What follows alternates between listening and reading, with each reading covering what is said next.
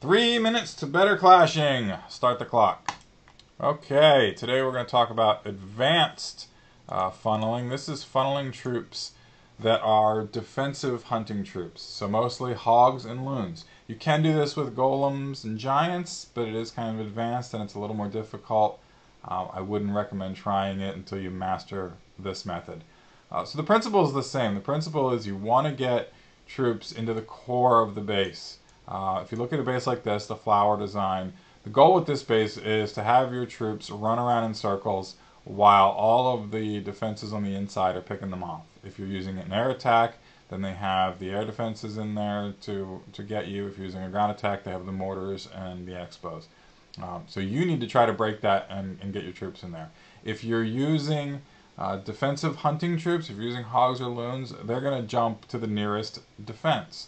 So you're going to wind up with them kind of chasing their tails going around in circles again while they're getting hit. So you break that the same way you do a normal funnel, except that instead of just targeting random buildings, you have to target defensive buildings. So in this case, what I do is I bring in hogs here and here to create the left and right sides of my funnel and clear out these compartments, clear out these defenses, so that the nearest defense when I drop my loons will be here. They'll path straight into the core. I'm gonna go ahead and start playing it.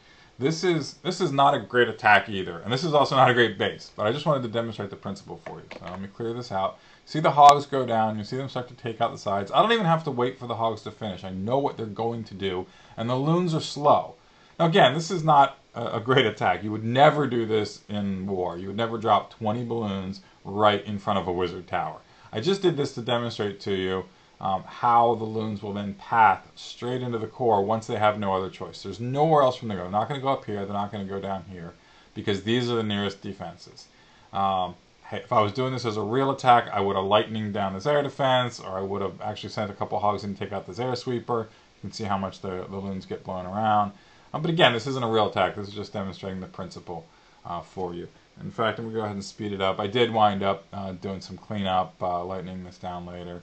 But you see the point. The point was to get into that core there with the defensive hunting troops. So it's a little more refined use of the funneling technique, but it's the same principle. Take out the stuff on the sides where you don't want your troops to go, and then send them straight up the middle, and they have no choice but to go there.